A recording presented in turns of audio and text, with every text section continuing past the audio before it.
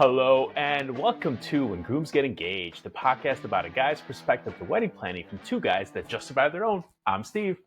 And I'm Chris. And each week we are going to talk about how we navigated a different part of the wedding journey, what we learned in the process, and what we wish we had done differently. Steve, I think this one's all about me. Chris, we talked about my wedding. Now we're going to talk about your wedding. What worked, what didn't work, all the events, all of the songs, the parties, the food, the towing? Question mark? Oh, God. Yeah, what a day. Where do you want to start? So, let's start at the very beginning, right? How did you guys start about, what did you prioritize first? Did you prioritize on setting a budget first? Did you prioritize on setting, a guest count first? What was the first decision you guys made? Definitely did a lot of research on budget first, just to nail that down, have a ballpark figure. So we knew what we could do, right? You need to set that first before you know about venue, guest count, everything else, because the budget's going to drive a lot of decision making for you. So that was kind of number one. We didn't have a specific number maybe nailed down, but we were like, this is the ballpark. And then you start looking at venues, and we looked at a lot of different venues in Chicago. Chicago's a great, huge city with a lot of different event spaces, right? So you have just dedicated event spaces, you have hotels, you have breweries, you have all sorts of different kinds throughout the city, all with a unique kind of setup. Some have unique challenges of what can you take out? What can't you take out? What can you replace? What can't you? So, we just asked a lot of questions and went on a lot of tours. I think we spent probably 4 or 5 weekends just looking at different venues and probably had 12 plus each day-ish. It was a lot. It was just nonstop. We try to maximize our time. So yeah, we started there and ultimately decided on an event space that was in downtown Chicago near Buckingham Fountain, a dedicated event space called LM Studio. What we liked about it was that it was kind of similar vibe to what we like. So it was modern Art Deco was kind of the theme of the space, and it had little elements throughout it that were really kind of cool and unique. And it already had a lot of decorations done. It wasn't a blank canvas.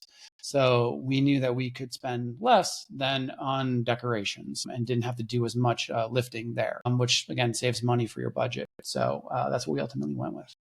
I remember when you guys were going through this, since you were living in DC at the time, and you would come back, I don't know, every 3 weeks or so, and trying to find time to hang out with you was impossible because you were literally doing 10 tours a day, right? I was like, at what point were you okay, we've seen 45 places. This is enough. There's no more to see. We're good. We're good with what we've seen.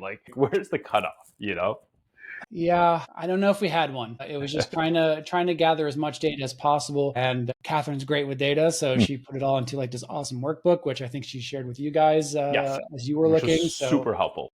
Yeah, so it was pretty amazing to see. But we tried to ask the same questions, trying to get a sense of what that space would cost. Not only that, do they include catering? Who are their preferred caterers? And then try to get ballpark figures from those places, those caterers, so that we can kind of know all in what we're looking at. There was a couple places that were really close or really high up there for us that we almost pulled the trigger on. But ultimately, again, just came down to budget. We wanted to stay at a certain level. And so we hit that with LM Studio, and they did a fantastic job.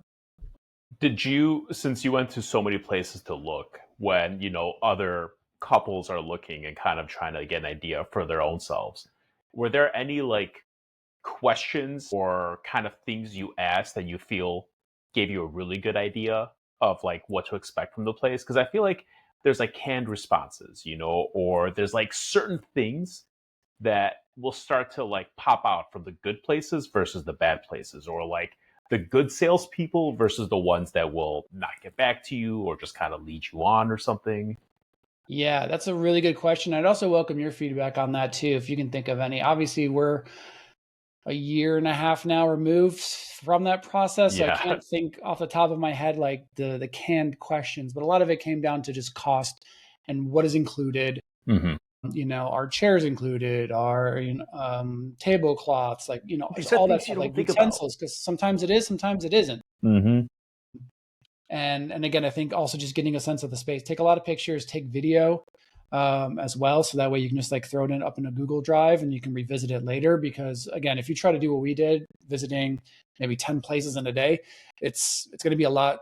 Everything's going to kind of blend together, and you're like, oh, what did we talk about? What's included, what's not included. So I was taking notes on my phone, answering those questions, and then also taking pictures so that I could just like put that all together for Catherine, and she like put this workbook together, which was like really helpful.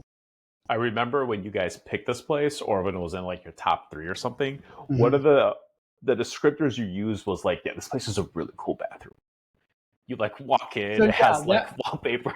that was also a key thing. Maybe a hidden trick or a tip is also always scope out the bathroom if they ask, or just ask to see it, Mm-hmm. because you never know. We went to this event space that could hold, I think it was like 200 people, right? And we're like, okay, it's big. We went into the bathroom, and it was like, for the guys, it was like two stalls and like two urinals. And I'm like, there's no way like 200 guests could be in this space, and there's not going to be a line for this bathroom. Yeah. Get a sense of like the entire space, and try to think through what the actual day is going to look like, because you have to think about those things even down to the bathroom. Mm-hmm. One of the cool things with your venue, this is another kind of tip when you're looking at venues, is think of free space. Like, because not everyone is just going to be in the hall. People are going to kind of meander, spread around themselves. Like I remember you guys, you had the space was interesting because it was like three spaces kind of together. You had like the dance floor, which was kind of separated by pylons. And then you had like the dining area, and then to the right of that, you had like the bar area, right? So it was nice that guests can kind of like move from area to area without all just kind of being in one box. So think about that as well, because not everyone's going to be dancing. Yeah, that was important for us. Just having those little spaces for people that could still be like involved, especially some of the elderly people that were in our Mm-hmm. family. We wanted to make sure that there were chairs around the dance floor, because there were those pylons that were separating the space, and so that was kind of a negative for us because they were huge. And Yeah. so it was nice for dinner because it was like a separated space. Mm-hmm. But then when dancing came, like everyone had to kind of get up and move to the other space for like the father daughter dance, and just for our couples dance. And so there's a little bit more logistics when you're working with a space like that. So yeah, it was important for us to like think through like how that would go, and then have those like chairs and moments, or like places for people to gather that want to watch but might not want to dance themselves or just need a break. And then obviously you were with me during a lot of the picture taking, but there was actually a sub level where the cocktail hour was, and so there was a whole other space just for that, which was great. I was there for maybe like 2 minutes there. got a cocktail. That level was really cool. The other Yeah, cool thing about your venue is like it was overlooking a Millennium Park. right. You know, During the Grand Park. summer, Yeah, gorgeous. trees, like it was nice. I think something that was high on our list that we tried to include was like trying to have an outdoor space. We Mm-hmm. really wanted our cocktail hour to be outdoors. Chicago in the summertime, it's hard to beat. But ultimately, we went with this space, so it wasn't outside, but it had these different moments and these different levels and these different spaces for people to gather. So each one was kind of unique. So it kind of, half checked that box Mm-hmm. for us. Just some of the spaces like that had the outdoor space were just like a little bit too expensive, but if you can find one, go for it. Like the other thing too that made us nervous was you also have to plan for rain, right? You never know with Yeah. Chicago, so if it doesn't have an overhang, you have to have a backup plan, and so that's always going to be a little bit more of an additional stressor. Now, were you guys always set on Chicago, or was DC a possibility? I mean, we did give it some thought, right? So downtown DC, we did some preliminary research, was just way more expensive than downtown Chicago, just straight up. And there are a lot of cool spaces outside of DC, Virginia, Maryland, that would also like be very cool and cheaper because it's not in downtown DC. But those spaces really didn't have for us. Mm-hmm. We That's don't fair. know those spaces, and also just like logistically from people flying into DC, we would have to also think about how people get from point A to point B if they have to like drive an hour into Virginia. So we ultimately thought of Chicago. We know the city very well. We live downtown. I'm originally from the near suburbs, and we know the downtown area. All of my family is in mostly and then obviously the majority of our friends were in Chicago. So kind of the logistical lift for a lot of our guests and family would be taken care of if we just had it in Chicago. It did require a lot of Kat's family to make the sacrifice and fly in, but they're very well traveled, and I'm just glad a lot of them are willing to make that travel to Chicago. Yeah, and it's not like Chicago's like a hole in the wall city. Like there's stuff to do a little bit here and there. Some nightlife. Yeah. It was actually nice too because I don't think a lot of her family had been either to Chicago ever or it's been a while, right? And so it was just nice to kind of share how Chicago has changed, especially like all along the Riverwalk and stuff that wasn't there maybe 10 years ago. Um, I think they had a really good time. Yeah. Okay, so you guys pick the venue, finalize that. At that point, that kind of does limit your guest count a little bit. Like you can't bump up against that maximum. You kind of have to, work within the confines of the space you have. Did you Definitely. find that helped you trim your guest list? Did you find that it gave you too much leeway? Did that like do anything? I think budget always kind of determined where we were going to kind of cut a line Mm-hmm. for guest count. If we had again like something you have to think about is minimums, right? For your caterer. So if you have a minimum you have to hit, that can affect your decision Mm-hmm. because if you're short, you have to add more people. So you might be able Hey, to I know you didn't get an invite, add, but yeah, you come might be able to on. add more tertiary guests or maybe more acquaintances or work friends or whatever. Um, but kind of budget was always what we wanted to make sure that it was I think a smaller event. That was important to us. We wanted to have the people that were closest to us. We didn't want to have a lot of those like just like acquaintances there. So it was just kind of a blend of those two things kind of marrying each other, and it worked out. Nice, nice. Yeah. Okay, so did you guys? So going in, you didn't do a religious ceremony. That was always going to be the thing for you guys, right? It was always going to be uh, I don't even know what the word is called, but like nothing related with the church, right? It was Yeah. always going to be. Non-denominational like ceremony, I guess, or non-religious ceremony. Yeah. Mhm. Um, I grew up Catholic, but like was raised Catholic, but it's never been a very important part of my life. And Catherine and her family are from Taiwan, so not a super big tradition of religion there. And so we kind of that was kind of an easy decision or an unspoken Mhm. decision. She asked me if it was going to be important or if we needed to get married in a church, but it was not important to me. So I wanted to have something that we could kind of create together. Um, and so that's what we ultimately went with. So when you guys were making those plans, I guess was there a conversation like which like Taiwanese cultural items will you bring into the wedding? Like which culture items like from your American side would you kind of bring in and marry? Like how did you guys decide? Because I know you did some Taiwanese Chinese things, which I liked a lot. It was different. Like I'd never seen it before. How did you guys decide like which ones to bring in? Yeah. Obviously, Catherine's responsible for a lot of that. I think it was always important for me from the jump, and I repeated it to her a lot of different ways. But we wanted to include those traditions into our ceremony, into our wedding, wherever we could. We didn't want to go like too overboard and make it all of that, but we wanted a nice blend of those traditions. And one of them was the door games. So you helped out with this as part of the groom's party. I don't want to take any credit. That's all Corey. Yeah, Her no, Corey emceeing was Yeah, amazing. It was maid of so good. honor, did the heavy lift and kind of designed all these things. I think she did a fantastic job.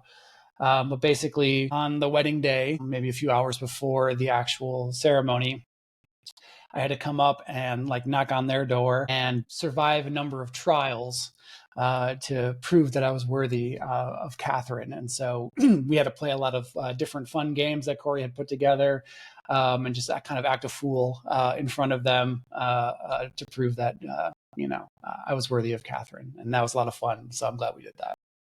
Yeah, that was really cool. I've never seen that before, but it was definitely a lot of fun. And it's like fun way to bring in those different cultures into your big day because they are going to be important, going forward. Yeah. And the other thing that took a lot of planning was we wanted to do a tea ceremony. So, like after dinner was served or while people were eating, wanted to include a tea ceremony, which is a tradition of each person serves the other side of the family. So I would serve Catherine's family, Catherine would serve my family. And basically, you are serving them tea and thanking them for their, in helping raise not only you, but then for the person that you're going to be marrying. And it's just like a sign of respect to the elders and to the older generation. But there's a lot of little details that go into it, right? Just like how, the number of people, what generation are they from? They have to, like, we have to have the kind of the same number, and then what's the total number have to equal to, because the numerology in Chinese like Mhm. culture is very big. What's good luck, what's bad luck. And so you just kind of have to navigate those. And so we were sending texts back to Catherine's parents, who were then texting the elder generation back All in right. Taiwan for final approval to make sure that we were not, overstepping or forgetting something. So, but yeah, that was great. It was great to just like have that moment with like the elder generation of the family. Was kind of special is that Catherine's grandmother on her mother's side, her Lao Lao, who was in her 90s. Her birthday was the Thursday before the wedding, and kind of maybe 2 or 3 weeks before the wedding, she had finally made the decision that she would be able to come. And so it was just a very special moment that, um, she found it so important and felt well enough to do so to make the trip from Taiwan all the way to Chicago. So that was like really special, and I'm glad she did that. Yeah, yeah, no, it was really cool. Seeing these things, like they lasted centuries for a reason, like they're very important to the people who partake in it. It was really cool to see that. Yeah. And I kind of also want to highlight that your wedding planner um, also, was fluent in the language. She could explain it. She was good at coordinating all that. So, like, we keep talking about getting a good wedding planner, and it's for moments like these because, Kat might know this, you might know this, but like you're busy getting married, you're not going to be chasing people around. You're not going to necessarily be describing everything. You're going to be in the middle of it, which was so nice that like your wedding planner was there, saying it in both languages, describing what was going on. So, I've never seen it. Your family's probably never seen it before, so like it's good that people know what's going on. And that's exactly what we wanted. So we wanted it to be experience, and not necessarily like where people had to like stop eating or stop like maybe just like chatting quietly amongst themselves, but something to kind of draw them in and kind of share that part. And so it was also a nice thing too, is Catherine was able to do an outfit change. So she changed it to a red qipao, like a Chinese dress, which she looks fantastic in. Um, and so yeah, it's just like very, very, very, very cool to, a lot of credit does go to our wedding planners for being able to kind of help guide us, because they have done that a couple of times before. So aisle, like, wedding aisle, and then AI, they did a fantastic job. And during the interview, they knew a lot about Taiwanese culture, Chinese culture, and could speak Mandarin. And so like that was helpful, and like kind of helped sway the decision for going with them for our wedding planners. And they did a absolute killer, fantastic job. Highly recommend them for, if you need to incorporate, Asian traditions into your wedding, or if you don't, they're on top of it, kept us honest, kept us on track, and they were fantastic to work with. And they did your wedding planner tie my bow tie twice because I wasn't doing it. Let me tell you. But Chris, I feel like we got ahead of ourselves because you had a rehearsal dinner the 2 nights before, right? Or night before, 2 nights before, Night before. night So before. I know what you're getting at. So then, I so do you we got a though? car. We were staying in a hotel downtown, lovely suite, 21C Museum Chicago. That's where we were staying. And our suite was filled with all of our DIY wedding decorations. And another reason why I recommend like Isle I is like they were so helpful with the DIY like decorations and kind of help bring everything together. And they're like, yeah, we got you. You can go online and buy a lot of things, and we'll help put it together. And just like as long as it's dropped off the day before. And so we had a rehearsal, and that's when we were going to drop off all of our decorations. So basically, just the wedding party would meet us at the meeting space. We loaded up the car with, again, there was like all the glass votives, all of the floating candles, our wedding arch that needed to be put together, our guest book, just other decorations. We got a custom made neon sign. So just the car is just full of decorations. And so we leave the hotel and coordinate with our wedding planner. She's like, "Oh, I'm right outside the venue space on Michigan Avenue," and she's got like a luggage trolley. She's like, "Yeah, just park. Like, I'll help you unload, and then we'll get to the rehearsal." So park. Catherine goes right upstairs to go just say hi to family and meet anyone that was there. I start unloading with the wedding planner, and then we run upstairs really quick to just drop off like 5 or 6 boxes, and then go down to grab the other 5 or 6 boxes that were left. When I come back, literally up there for 5 minutes, the car's gone. And so a lot of things running through my head, you know. Unfortunately, at this point in time, like there had been so many news articles and reports of just car theft, right? And carjacking. And I'm just like, oh, damn, did I leave the car unlocked? Is this car like, I didn't believe it at first, right? You're just like stunned, like this has happened, right? And we were upstairs for like 5 minutes. So, like they had to have been like waiting for it. They had to have been like watching us. Mm-hmm. Um, So these out of towners.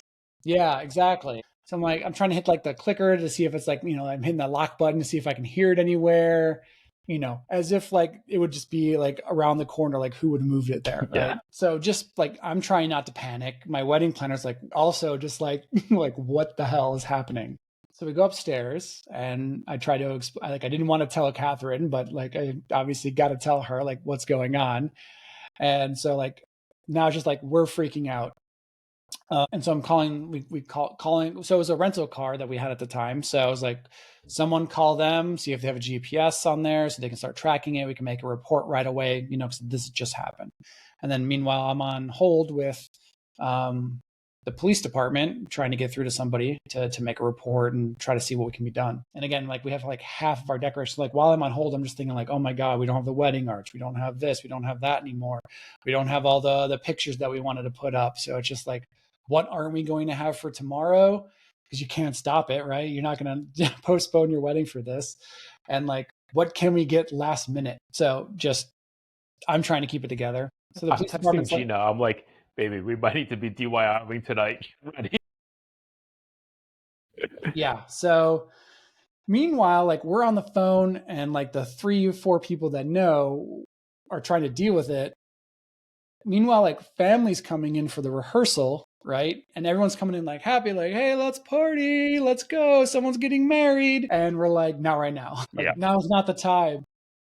So eventually get through to somebody and they're like, call the pound, they might have towed you. And I'm like, this would be the quickest tow in the history of the world if that's what it is. But I'll be so glad if it is. Like if it got towed, that means it's somewhere safe and I can go retrieve it, right? Call the whatever, the pound where they towed trucks and or cars, and they're like, no, there's no record of that car being here.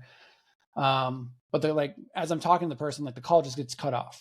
So I'm like, call them back. And so I talk to somebody else now, right? It's a new person. So I talk to them and they're like, what kind of car is it? And I'm like, blah, blah, blah.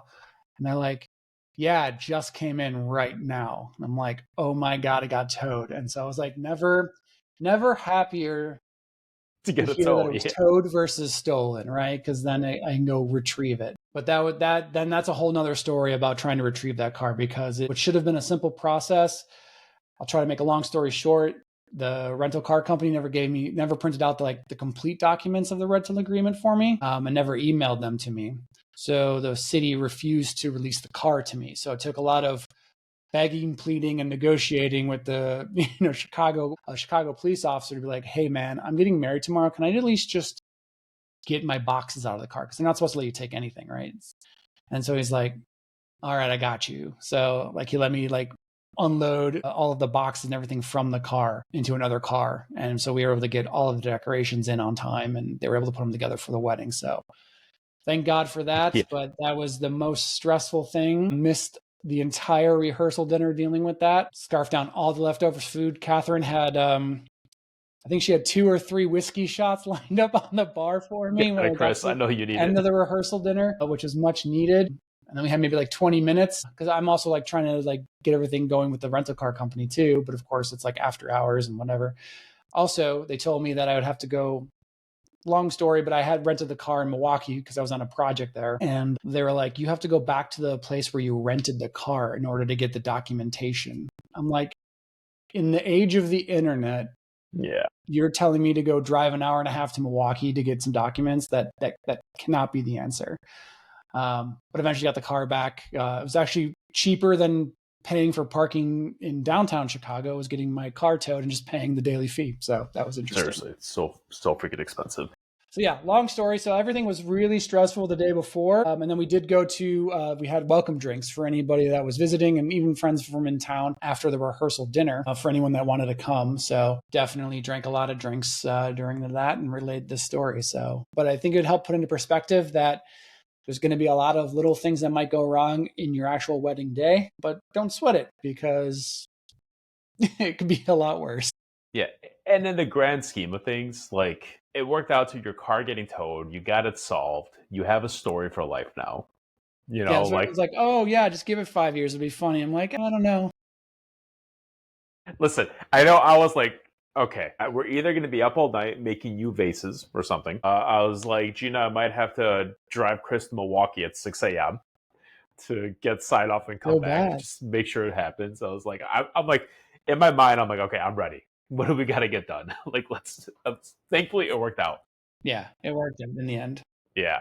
Yeah, But but yeah, so just you guys had a rehearsal dinner, yeah, the rehearsal which kind of dinner went over with everything. just the wedding part. Anybody that was there for the rehearsal, so anybody that was in the wedding, right? That was like speaking or, just like the close family. So I had rehearsal dinner there. And then an hour later or so, when that was supposed to wrap up, we did welcome drinks. So like rented out a bar space and, just took care of drinks for everybody for like 2 hours or 3 hours, whatever it was. Just a chance for everyone to kind of come together and mingle and kind of celebrate us like a little bit before, get some drinks on us. And then obviously a very important move though is I was also hydrating, and Catherine and I definitely had a bedtime. I think we like capped ourselves at like 10 p.m. and we were going to like, no matter how much people want to hang out, they can stay and hang out and have fun. We need to go back and just make sure we're well rested for the next day. Okay, so were you well rested? Yes. Oh, I you took were? Okay, good. Yeah, I took a lot of, we didn't have any last minute things to put together ourselves. I think maybe unlike you, we didn't have to write our vows at the last minute or on the day of. We just had to transfer them to a book. Okay. So I think that's what I spent some time doing in the evening. But yeah, didn't have a lot to do after that. We already had a kind of a couple of days beforehand because obviously we took off work. So we made sure that we had everything ready to go and done before that day so that we knew that we could get to bed and just kind of try to be stress free. And we just probably took an illegal dose of melatonin to make sure that we Cheers. slept. That's good. I'm happy for you that you got sleep. It's not always easy because, like, in your head, you're always like, what am I forgetting? What do I need to get done? What little thing that's like worrying you? So it's good that you guys were able to get some sleep, especially after, that stressful car situation. Now, coming up on the actual wedding day, what time did you start getting ready? What time did Kat start getting ready? Because I'm trying I'm to gonna remember. misremember. I'm gonna misremember exactly the time, but I think I probably woke up around. I was able to sleep in obviously a little bit later than her because she had to start hair and makeup very early. So I think she started around 8 a.m. Okay. So or got Yeah. up at 8 o'clock. I was able to sleep like slightly longer, maybe until 9ish. And I think you guys were supposed to kind of report to the suite. What was it, like 10 or 11? I Yeah, think. it was around like just before lunchtime. It was around that time. So yeah, like 11 o'clock. I think we're all needed to get there.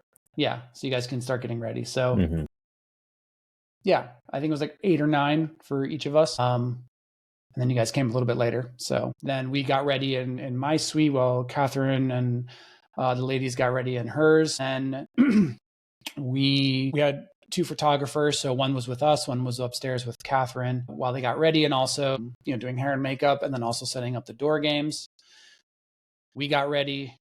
And then once we were kind of ready and the ladies were ready, we did the door games upstairs around lunchtime, I think. And I think that maybe took half an hour to an hour or so. Crazy, crazy time.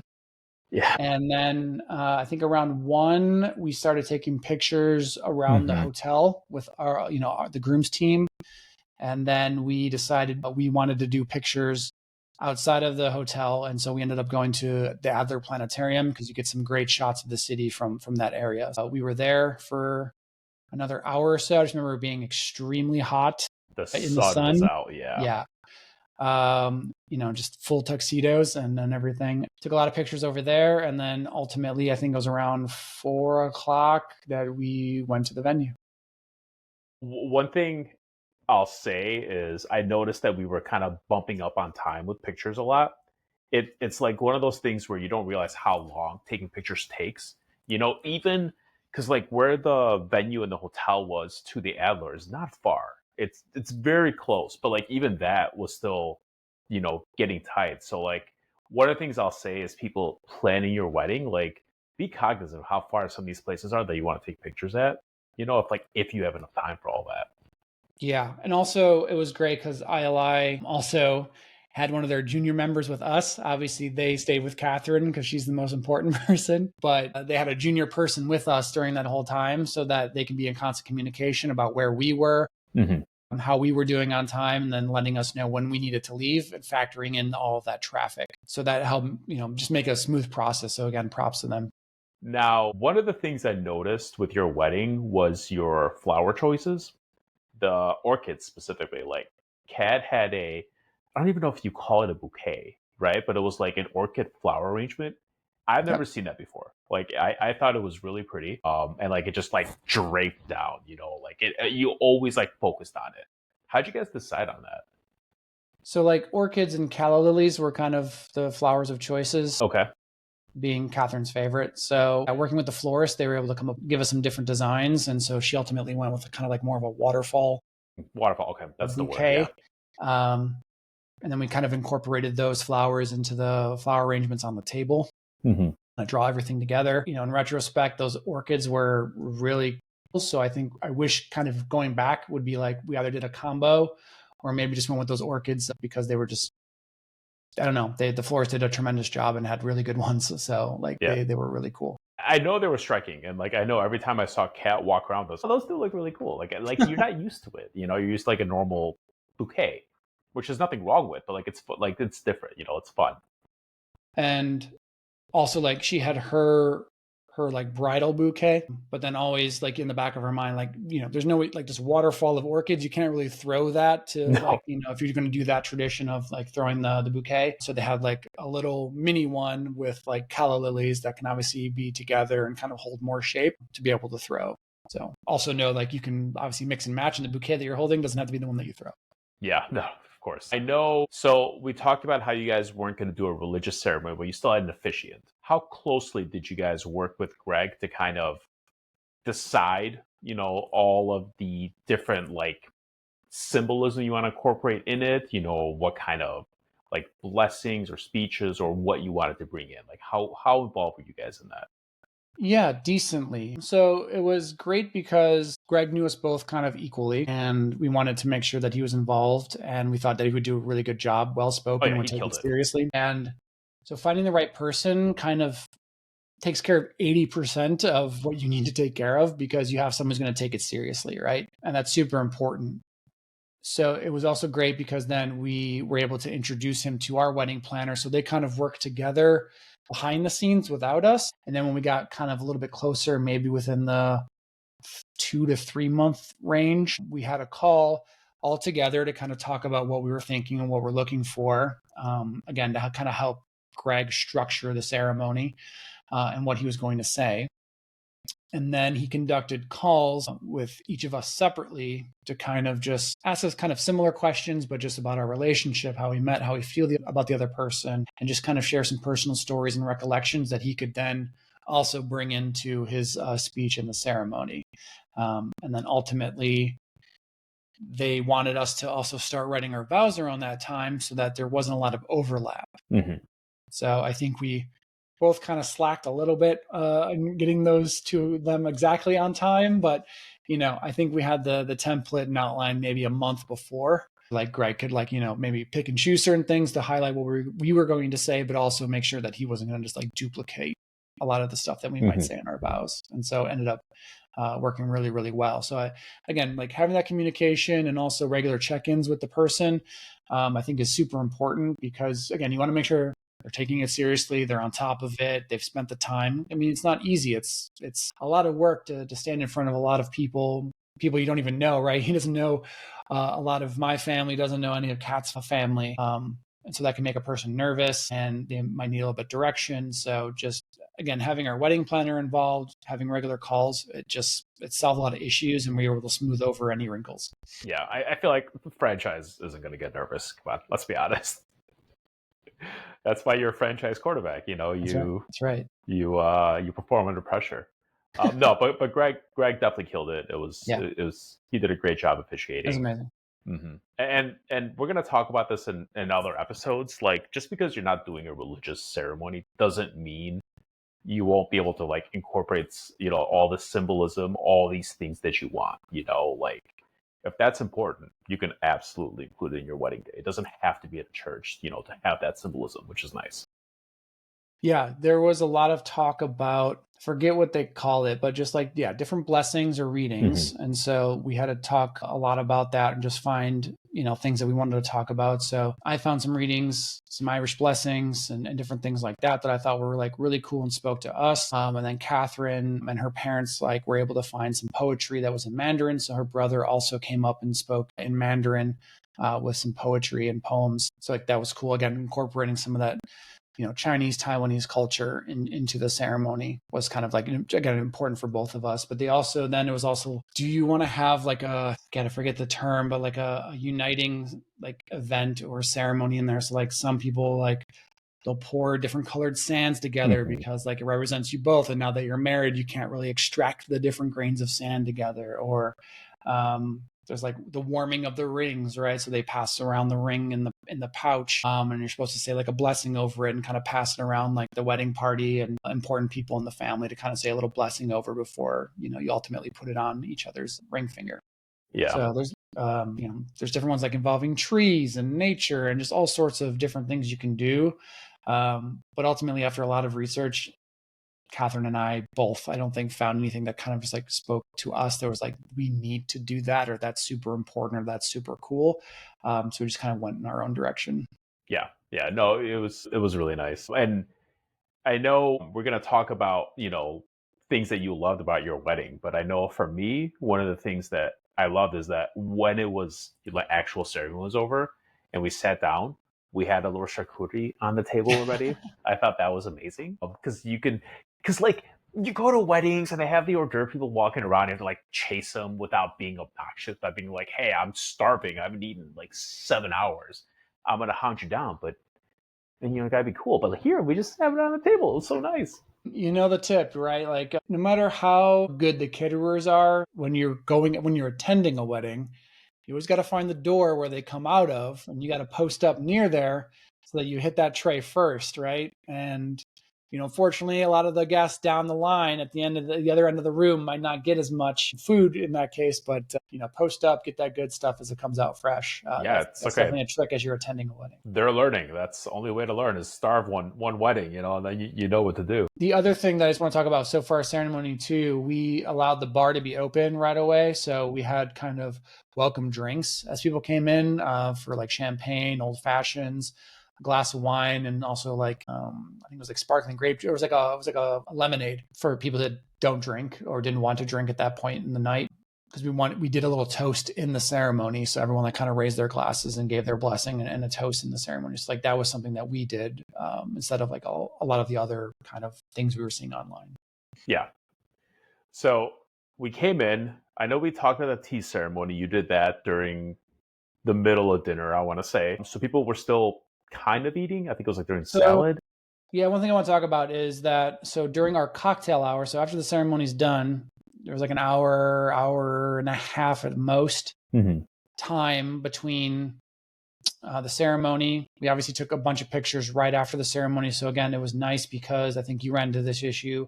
Our wedding planners, we had already discussed in detail the order of family right after the ceremony. So she was on the mic telling like XYZ person, get up to the front, take your picture. Super helpful, especially because she can say it in Mandarin. So like all the family knows what's happening, Exactly. And then it was like, all right, get out of here, go next. And there was like, the next crew. I think what also helped is that we reached out once we kind of had that plan in place. We did reach out to our family and gave them that like breakdown to like let them know like, hey, don't run off to cocktail hour, stay in that area because we're going to be taking pictures and you're going to be called. So we promise you'll be able to drink. It just give us 10 minutes after the ceremony so that we can get through these pictures. And so like that was very efficient.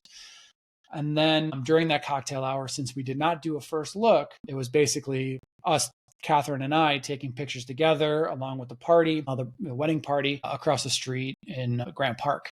So it was I'm glad we did that because like Grant Park's a beautiful space. We got a lot of nature photos. It was really cool to hang out there and take pictures. But again, you're losing out on potential time to eat During that cocktail hour, we were on the go up until the last second, right before people sat down, for the reception. So because we did not do a first look, again, it was just, we were constantly on the go and had to do a lot of things because we did not do that first look earlier in the day. Yeah, and I mean, you're going to run into these issues where realistically, there's just not enough time to do everything. There's always going to be something you wish you did, or someone you wish you spent a little bit more time with, or this picture you wish you took. It's just the nature of it.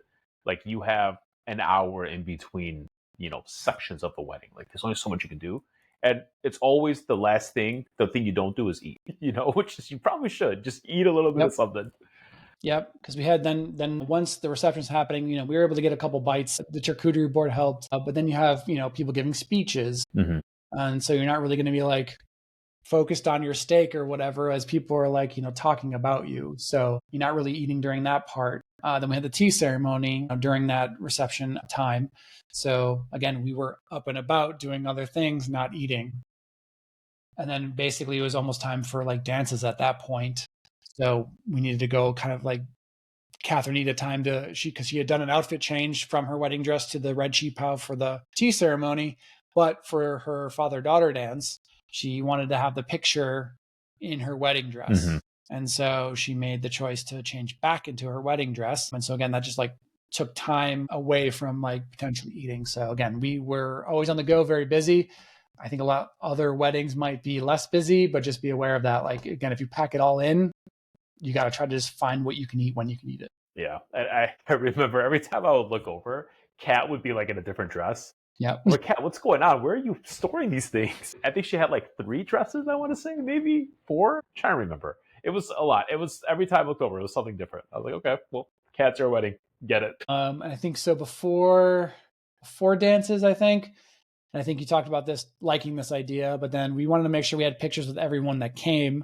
So instead of like just having random pictures, we had all the tables come to us. So like we were in front of our sweetheart table and we had 2 chairs. So we sat there and then we just called the tables up one by one to all take a group photo together, which again was just very efficient to make sure that we got all the fun photos with all of our family and all of our guests like quickly. Yeah. I love this. I remember when you did this, I was like, oh, this is such a smart idea. Because usually you're just kind of like walking around with people, but this way you're all in one spot. Everyone's coming to you. The photographer doesn't need to move. You have your like stone face smile, like frozen in place, so you're ready. No, I thought that was really smart. I recommend other people like look into if it's feasible for you. You might find that it alleviates a lot of the issues of, did I get a picture of this person or this table? Did I forget this? Did I forget that? Yep. Which is really nice. Yeah. Yeah. And then we did the dances. We did mother son, father daughter, then our couples dance, and then we got the party started on nearly empty stomachs. So got the party started. Our DJ was DJ Funk, who's with the Chicago Bulls and does a lot of other sports teams events. Cool. We did an interview with him. He was recommended by ILI. He was amazing. And during the dancing, we had was like foam light up sticks, right? And then Catherine and I, for our like little moment, we also changed into different shoes. We were matching like, I don't know, like sparkle shoes, I guess, and they would like light up at the bottom. So they were like like technicolored shoes. So we got the same kind of pair, and like so that for the dancing moment, we had like light up shoes, which was like a lot of fun. Your guys' office change budget had to have been it was really considerable. So your first dance, it was really cool because it was done with a techno song that's traditionally an EDM song, Cruella's Alive, I think. But it started with a like acoustic version. Right. So it's like very soft, very subtle, and then it kicks into, during the last half of the song, into the beat drops, it goes full EDM, and that's when the dance started. I thought that was really cool, really sweet, and you had your like glow up shoes, so it was great. It was a lot of fun. Yeah, and again, credit to DJ Funk. So he was able to like cut the 2 songs together, so it's an acoustic version of the song, but the original version is like an EDM, and we wanted just to get the party started. So we played the acoustic version, kind of do more of a slow dance, and then as you said, like on the same kind of like middle of the song where the chorus is about the hits, instead of playing the acoustic chorus, he played the EDM chorus, and so it just beat dropped and everyone started Yeah. No, that was really nice. And then Yeah. you guys also had a late night snack at that point. Yeah. Yeah. So Man, it was so good. yeah, it's very important to us because we all know late night snacks are how people survive the night. The most important.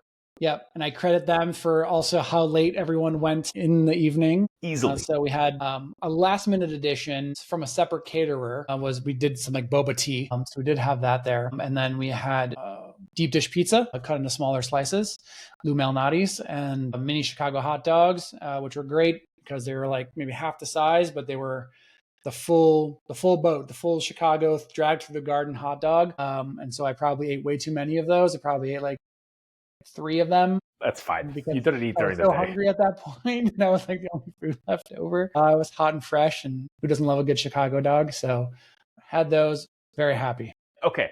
I know this is my hobby horse, the late night snack. So I'm looking back at your wedding, and I know you had hors d'oeuvres, right? Yeah. I couldn't tell you what they were. Yeah. I know you obviously had food for the table. I couldn't tell you what I ate, right? All I remember is the charcuterie plate thing, right? Loved it. And the late night snack. And the funniest thing is that these two items were the cheapest things you could have bought on food related, right? Sure. Yeah. Because like, but that's all I remember. And they were so good. And I'm like, and I was happy. I was so happy. I think I had like 2 slices of pizza, maybe like 3 hot dogs myself. I was like, this is amazing. And it's like you can make a hot dog, like, or you can get like a shitty deep dish pizza. But this is legitimate Luminati's deep dish, and this is legitimate Portillo's hot dog. So like they weren't like nothing wrong with Costco. I love Costco hot. Don't get me wrong, but it wasn't like you went to like Costco and bought like 100 hot dogs and cut them into threes. These are Yeah. like No, legit. no.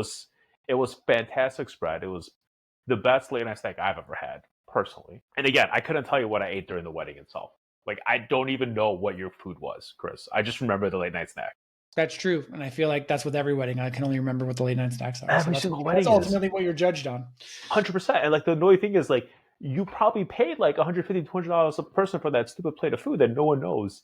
But that late night snack, that's all everyone can talk Crucial. about. Yeah, it's very crucial.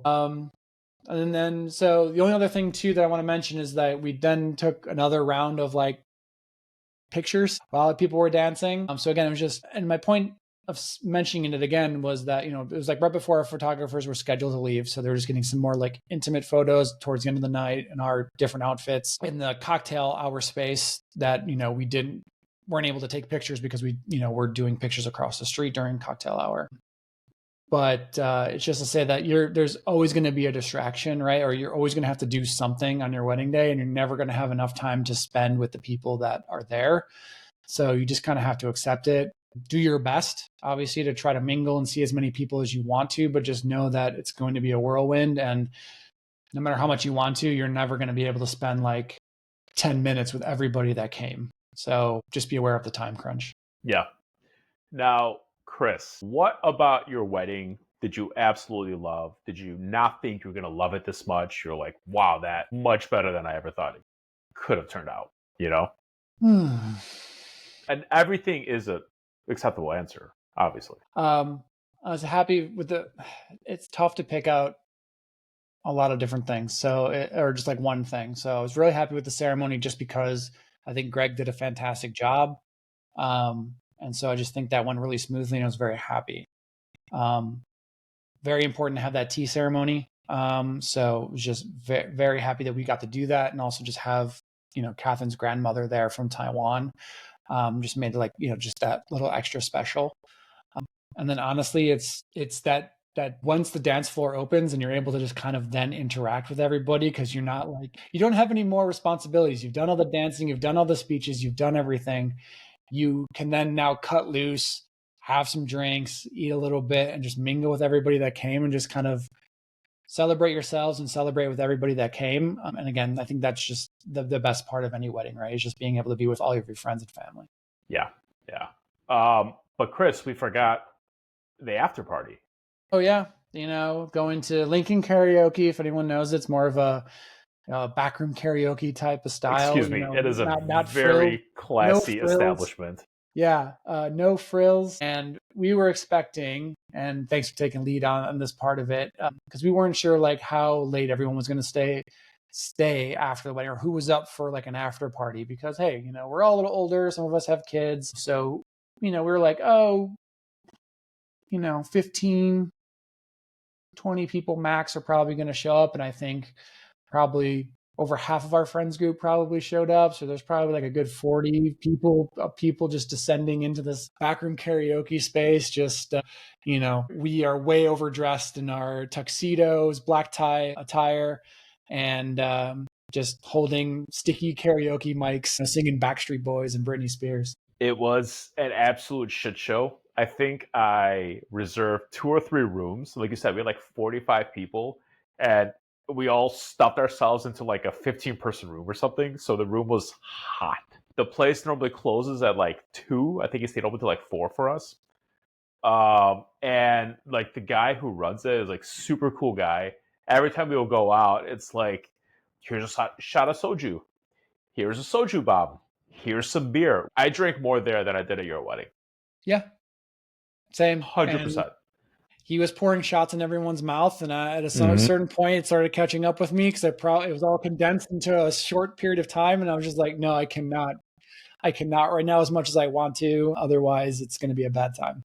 Have to survive. And then, had to survive too, because again, the next day we didn't have a full family affair, like a full brunch or anything planned, but we wanted to do something special for Catherine's family that, did have to travel, right? So we ended up booking a bunch of tickets for anyone that was going to be there still Saturday night out of town. Chicago does fireworks on, I think, Wednesdays and Saturdays in the summertime by Navy Pier. And so we just bought a bunch of tickets for all of the family that were staying over Saturday night to go on the boat, and just like we also took them to dinner at Avli. Oh, nice. Yep. And forget which location, but it's over by Columbus, actually, near. Oh, is that, what the hell is it called? Forget that park down there. They keep making up like new names. Yeah. River West or something? River West, or like North Shore East. Lake Shore, maybe. They keep coming up with new bullshit. Yeah. So we invited everyone to dinner, and then went to the fireworks cruise. And so that was just like a nice like capstone the next day. We didn't want to do a brunch or anything early because we were hoping there would be that after party where we stayed out until 3 or 4 in the morning, and didn't want to have any responsibilities the next day Chris, until later on. Made me get up at like 8 a.m. the next day, I was going to hate you. Like, come on. Come on, man. Yeah. So all in all, I think it was great. I think not really anything I would change besides the whole scare the day before with the car. Mm-hmm. I would just say that if you're not doing a first look, when you're incorporating a lot of maybe traditions in the wedding, just be prepared, or try to find an alternate solution to just trying to eat. And that means just like also make sure you're eating a really good breakfast, because that might need to sustain you for the rest of the day. And lots of coffee. Lots of coffee. I probably drank a whole pot by myself. Yeah, lots of coffee. If you're not a coffee drinker, just be one for your wedding. Nothing wrong with that. Yeah, my flask would have been filled with like espresso instead of like alcohol. Keep it going. Right in the veins. Right in the veins. But yeah, no, Chris, I loved your wedding. I thought it was really nice. Again, I loved all the Taiwanese cultural things that you had with it. I thought it was really different. It was really unique. I loved Cat's flowers. Like I know Gina and I were always talking about. I thought they were really cool. Yeah. Secret moment, though, I will say that probably not a lot of people noticed, but under the bar, so they had this really cool marble bar that was kind of set aside. It was like built-in bar, right? So it was like just a cool place to get drinks. And underneath the bar, facing the main space, they had like coat hooks. Mm-hmm. And so when I was in Taiwan, I bought a bunch of lanterns there because they were so cheap, but also, it's like they have like a whole bunch of different designs than we do. Like we can find like Amazon here or anything, or Temu. Yeah. So I brought back in my luggage a bunch of like legit lanterns, and so we like hung them where those coat racks would be underneath the bar. So there was like those Chinese lanterns there. So like I just thought that looked really cool in that space. So Nice. that was another Yeah. like secret moment. Like no one probably remembers it, but I'm just like that was cool. I liked having the lanterns there, and then we had like little lights in there, so they lit Hey, up. if you like that, it's all that matters. Yeah. But yeah, no, your wedding was great.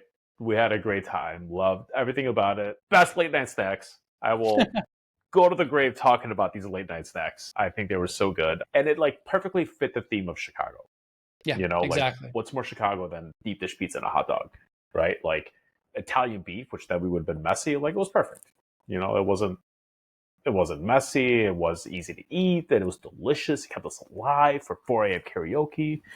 Which is really all you need, honestly. Yeah. But yeah, Again, credit to a lot of the planning ahead of time, made everything the day of smooth, and just again find a wedding planner that you really enjoy or like that you can work well with, that keep you on task. And I think that makes the stress of the day kind of like you can just focus on what's going on. And obviously any good wedding planner won't tell you if there's a problem, right? They're going to go deal with it. So I can't say enough too, just like having a good wedding planner is going to make the day go by much smoother. So very, very happy. yeah, and I agree.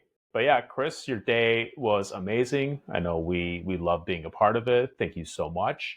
Are there any final thoughts? Any other words of wisdom? No, I think that's it. I think I've taken up everyone's time. So I think we said it all. Perfect. Well, Chris, thanks for hanging out. Everyone, thanks for listening. We'll be back next week. And like and subscribe. All right. Later. See you next time. Bye.